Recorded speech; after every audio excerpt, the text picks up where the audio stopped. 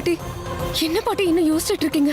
சீக்கிரமா மாமாக்கு கால் பண்ணுங்க. இவ இப்படி பேசுறதே அபூர்வம். இவ சொல்றதுல ஏதோ அர்த்தம் இருக்குன்னு தோணுது. நான் இப்பவே ருத்ராவுக்கு ஃபோன் பண்ணி அவ எங்க இருக்கான்னு கேட்டுறேன். உங்களுக்கு சாமி கிட்ட போற ஆசை இல்லையா? என்ன சொன்ன? சாமிய தரிசனம் பண்றதுக்கு ஆசை இல்லையான்னு கேட்டேன். வீட்டுல நாங்க எல்லாரும் எவ்வளவு பயந்து போயிருக்கோம் தெரியுமா உனக்கு? அம்மா, நான் சொல்றத கவனமா கேளுங்க. இந்த நாளுக்காக தான் நான் ரொம்ப நாளா காத்துக்கிட்டு இருக்கேன். உன் எதிர்க்க நின்னுகிட்டு இருக்கிறது கேவலம் ஒரு பாம்பு கிடையாது. பழிக்கு பழி வாங்க காத்துக்கிட்டு இருக்கிற நாகராணி.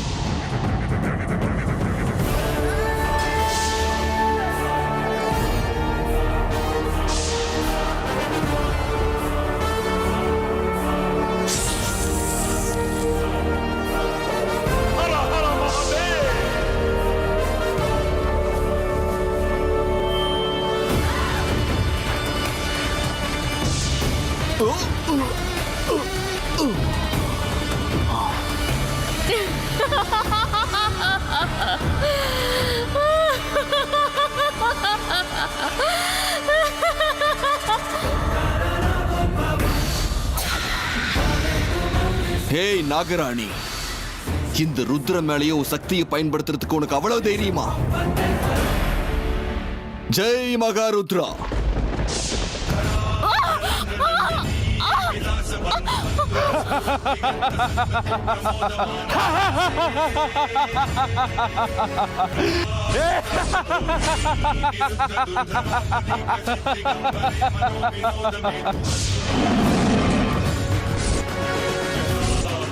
இதெல்லாம் பார்த்து நான் பயந்துட மாட்டேன்டா. நான் நாகராணி. ஓம் நம சிவாய.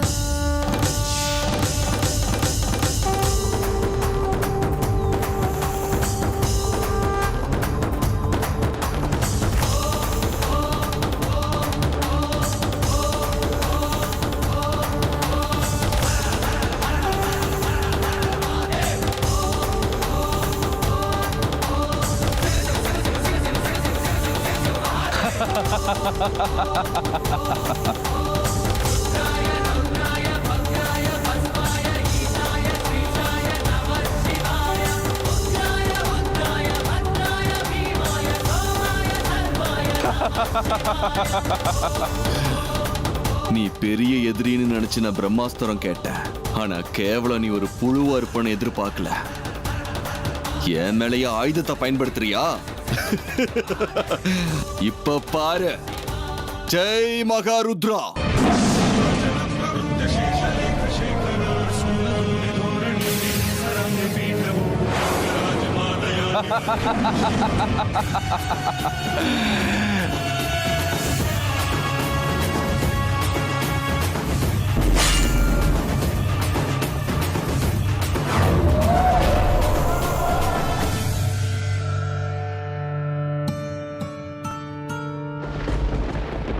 பரமேஸ்வரா, என்னப்பா இது? புது பிரச்சனையை கொண்டு வந்திருக்க. சேஷா அந்த துஷ்டன் கூட போயிருக்காளே, இப்ப என்ன பண்றது? ஏற்கனவே அவ ரொம்ப மோசமானவன். இப்பதானே என்னோட சேஷாவ எனக்கு நீ கொடுத்த. மறுபடியும் அவளை என்கிட்ட இருந்து பறிச்சிடாத. அந்த ருத்ரா எப்படிப்பட்டவன்னு உனக்கே நல்லா தெரியும்ல. அன்னைக்கு சேஷாவ கொடூரமா கொண்ட பாவிகள ஒருத்தன் தான் இந்த ருத்ரா. அவ ஒண்ணு சாதாரண மனுஷன் இல்ல. இது புரியாம நான் எவ்வளவு வேண்டான்னு தடுத்தும் சேஷா என்னோட பேச்ச கேட்காம அந்த துஷ்டம் கூட போயிருக்காளே. அங்க என்ன நடக்குமோ? ஒருவேளை சேஷாவ நிராதரவான ஒரு நிலைமையில அவன் தள்ளிட்டான்னா நான் என்ன பண்றது?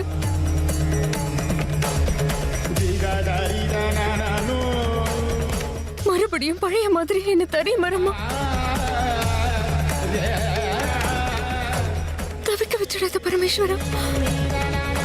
என் சேஷாவோட உயிருக்கு எந்த ஒரு ஆபத்தும் வராத மாதிரி பாத்துக்கோ.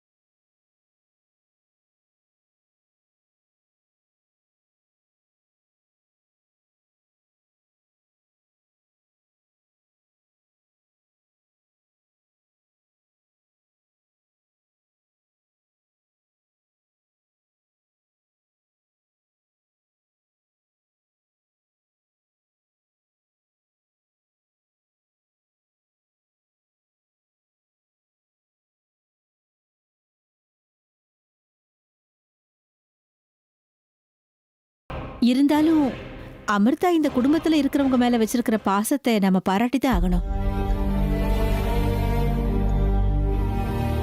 நாம எல்லாரும் அமைதியா இருந்தா கூட அவ இன்னும் கடவுளை வேண்டறதை விடவே இல்லை பாருங்களேன். ருத்ரா வீட்டுக்கு வர்ற வரைக்கும் அவ அங்கிருந்து எழுந்திருக்க மாட்டான்னு நினைக்கிறேன். இந்த மாதிரி ஒரு மருமகளை அடையறதுக்கு இந்த குடும்பம் ரொம்ப புண்ணியம் பண்ணிருக்கணும் இல்லையா அத்தை? என்ன இருந்தாலும் ஏன் பொண்டாட்டி இல்ல? ஆமாப்பா, உன்னோட பொண்டாட்டி தான். யார் இல்லைன்னு சொன்னாங்க? சரி சரி, நம்ம இங்க இருந்து போயிடலாம். இங்க இருந்து பேசி அவளை டிஸ்டர்ப் பண்ண வேண்டாம்.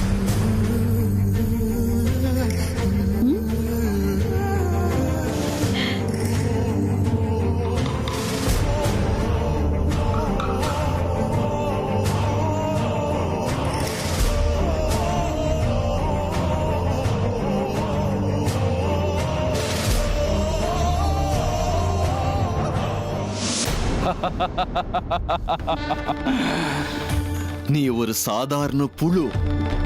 அபாரமான சக்தியுள்ள நாகராணின்னு உனக்கு நினப்பு இருந்தா அதை இப்பவே தூக்கி எரிஞ்சிர. ஏன்னு தெரியுமா?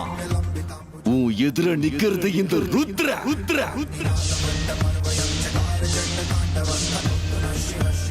பெரிய சக்திசாலின்னு துள்ளி குதிக்கிற எங்க வீட்டு மருமக அமிர்தா வேஷத்துல வந்திருக்க. வெக்கமா இல்ல உனக்கு? என்ன உன் சுயரூபத்துல வந்து நிக்கிறதுக்கு பயமா? டேய் அறிவு கெட்டவனே, வாய மூடுடா. நானும் பார்த்துக்கிட்டே இருக்கேன். என்னமோ பெரிய சக்திசாலியாம திமிரும் அகங்காரத்தையும் வச்சுக்கிட்டு இஷ்டத்துக்கு பேசிக்கிட்டே போற. இந்த நாகராணிய அவ்வளவு ஏளனமா பார்க்காத ருத்ரா. என் சக்தியோட சுயரூபம் என்னன்னு இப்ப உனக்கு காட்டுறேன். ஏய், போதும் போதும், வெட்டி கதையெல்லாம் உன் கூட வச்சுக்கோ. இந்த ருத்ர முன்னாடி நீ ஒரு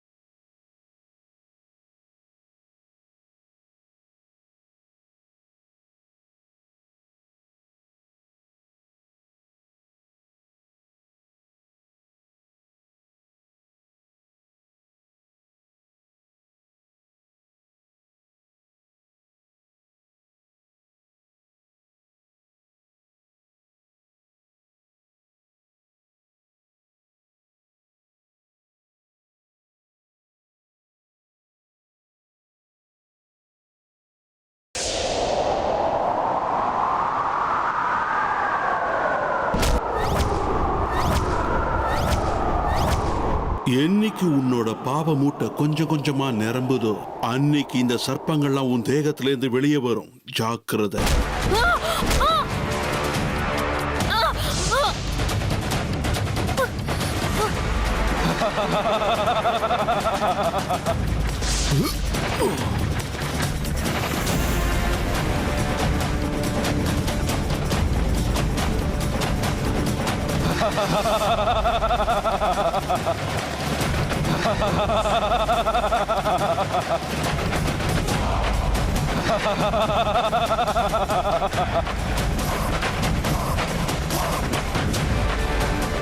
சூழ்ச்சி பண்ணி என் கதையை முடிக்கலான்னு பார்த்தல்ல? என்ன சொன்ன? என்னையே பலி கொடுப்பியா? இந்த ருத்ராவோட சக்தியை பார்த்துக்கிட்டே இரு. ஜெய் மகா ருத்ரா.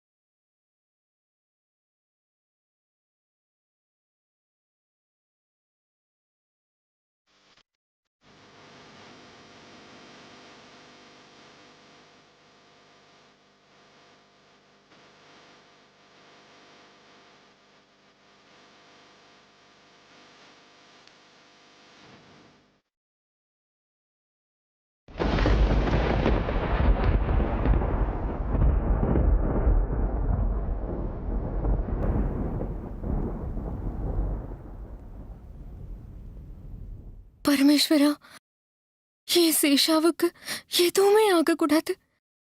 அநியாயங்களும் அதர்மங்களும் ஜெயிக்காம நீதான்ப்பா பாத்துக்கணும். சத்தியத்துக்கும் நியாயத்துக்கும் துணையா நிப்பேன்னு நிரூபிச்சு காட்டு. என் சேஷாவை காப்பாத்துப்பா.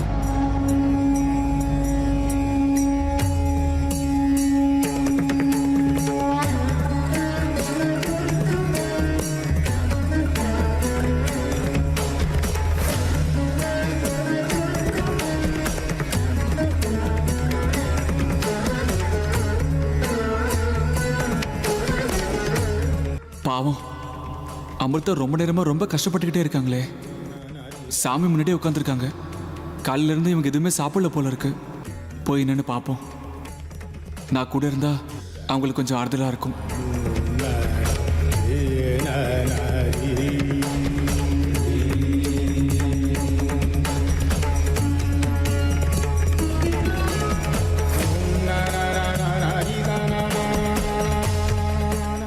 அமிர்தா, நீங்க எது பத்தியும் கவலைப்பட வேண்டாம். நீங்க எவ்வளவு பயப்படுறீங்கன்னு எனக்கு தெரியும். சித்தப்பா எப்படி இருக்காரோ என்னமோன்னு நீங்க மனசை போட்டு ரொம்ப குழப்பிட்டு இருக்கீங்க. என் வார்த்தையை தயவு செஞ்சு நம்புங்க. சித்தப்பாவுக்கு எதுவுமே ஆகாது. உங்களோட இந்த பக்தியும் பூஜையும் அவருக்கு பாதுகாப்பு கவசமா இருக்கும். அவருக்கு எதுவும் ஆயிருக்காது அமிர்தா. அப்படி இல்ல அர்ஜுன். நீங்க 1000 தான் சொன்னாலும் எனக்குள்ள இருக்கிற பயம் எனக்கு மட்டும்தான் புரியும். என்னோட வேதனைய, இப்ப எனக்கு இருக்கிற மனநிலைய என்னால யாருக்கும் புரிய வைக்க முடியாது. தயவு செஞ்சு கொஞ்ச நேரம் என்ன தனியா இருக்க விடுங்களேன்.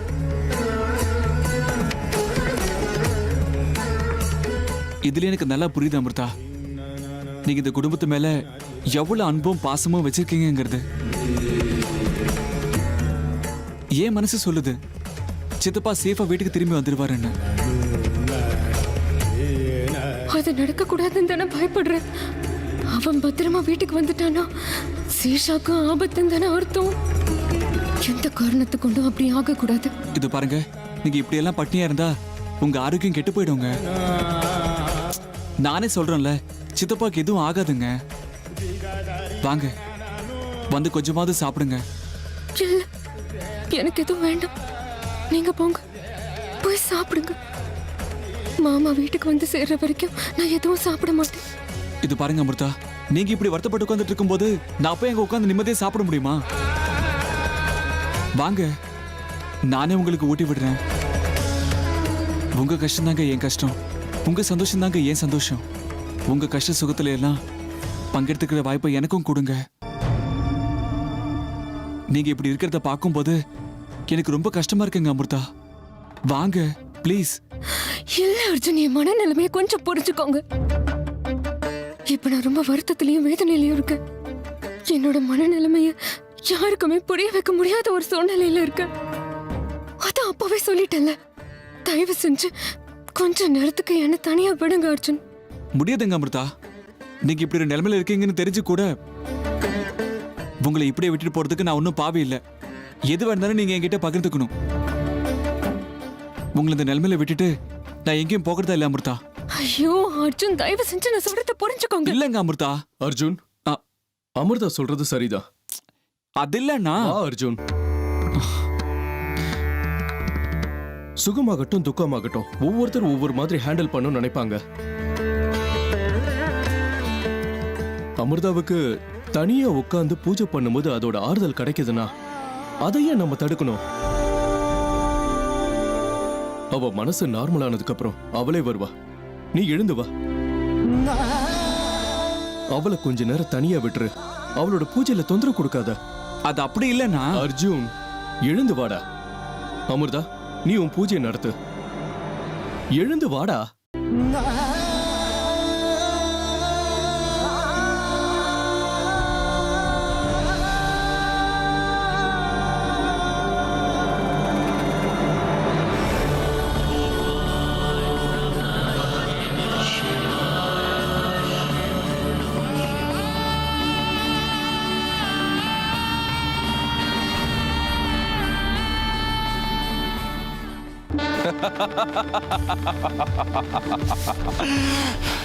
இப்ப என்ன சொல்ற நாகராணி?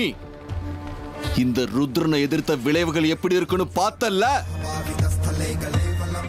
டேய் பாவி, இந்த வெற்றி நிரந்தரம்னு மட்டும் முடிவு பண்ணிடாத. இது தற்காலிக வெற்றி தான். இப்போ வேணும்னா உன் முன்னாடி நான் கீழே விழுந்திருக்கலாம். ஆனா திரும்பவும் இந்த நாகராணி கம்பீரமா எப்படி எழுந்து நிப்பான்னு நீ பார்க்கதான் போற. அது என்னமோ சொல்லுவாங்களே, குப்புற விழுந்தாலும் மீசையில மண்ணு ஓட்டலன்னு. அந்த மாதிரி இருக்கு உன் கதை. இவ்வளவு வாய்க்கிழிய பேசுறல்ல, அந்த பரமேஸ்வரனை இஷ்டத்துக்கு வேண்டிக்கிட்டே இருப்பல்ல. உன்னோட பரமேஸ்வரன் இப்ப எங்க இருக்கா? கூப்பிடு அவன. அவனால முடிஞ்சா இந்த ருத்ரனோட மாய வலையில இருந்து உன்னை வெளிக்கொண்டு வந்து பாக்கட்டும். நீ துடி துடிச்சு சாகிறத பாக்குறதுக்காவது அவரு வரட்டும். டேய் ருத்ரா, ரொம்ப குதிக்காதடா.